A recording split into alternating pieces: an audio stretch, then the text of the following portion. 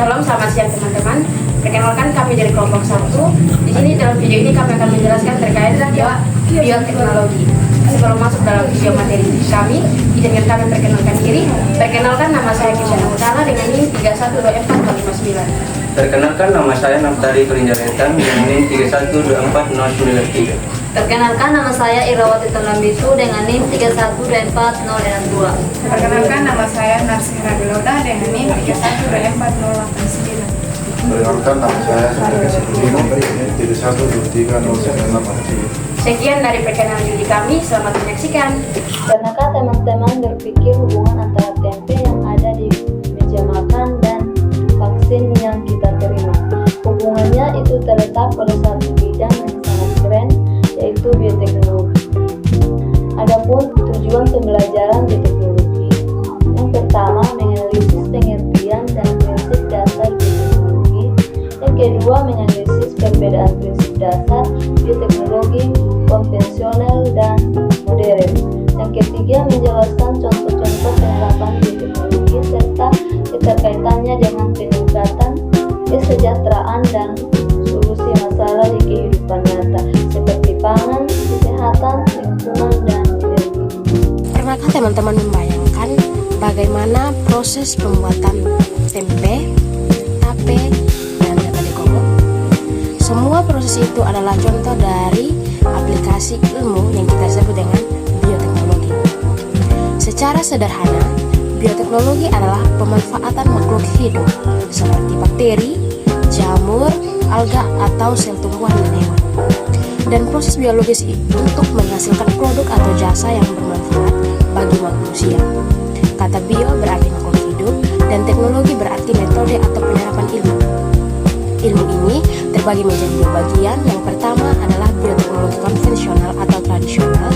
Prinsip dasarnya sangat sederhana, yaitu memanfaatkan mikroorganisme utuh secara langsung melalui proses alami, terutama fermentasi, tanpa ada rekayasa genetik yang rumit. Peralatannya pun sangat sederhana. Contoh dan keterkaitan lokal di Indonesia, kita punya tempe yang dibuat dengan jamur Rhizopus oligosporus, tape dengan ragi Saccharomyces, dan Batagor Koko dengan bakteri Actobacter pseudomonas.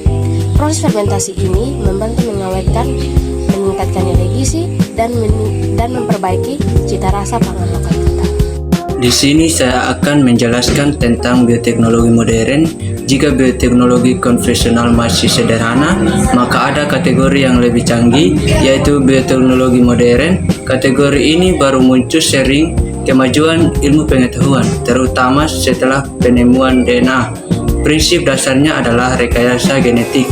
Teknologi rekombinan artinya kita memanipulasi susunan genetik suatu organisme untuk mendapatkan sifat baru yang diinginkan.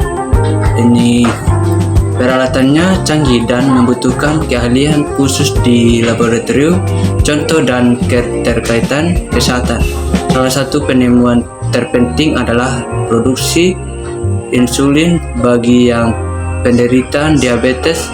Melalui bioteknologi modern, gen insulin manusia disisipkan ke dalam bakteri E. coli. Bakteri ini kemudian menjadikan pabrik yang memproduksi dan terapan antibodi monoklonal untuk pengobatan kanker atau penyakit autoimun. Saya akan menjelaskan terkait penerapan nyata dan konteks lokal bioteknologi. Penerapan bioteknologi modern juga merambah bidang lain yang sangat penting, terutama di konteks lokal. Yang pertama ada bidang pangan dan pertanian. Penciptaan tanaman transgenik seperti jagung atau kapas yang tahan terhadap hama serangga ini dapat mengurangi penggunaan pestisida dan meningkatkan hasil panen petani. Di laboratorium, teknik kultur jaringan juga digunakan untuk memperbanyak bibit tanaman unggul seperti anggrek atau pisang secara cepat dan bebas penyakit.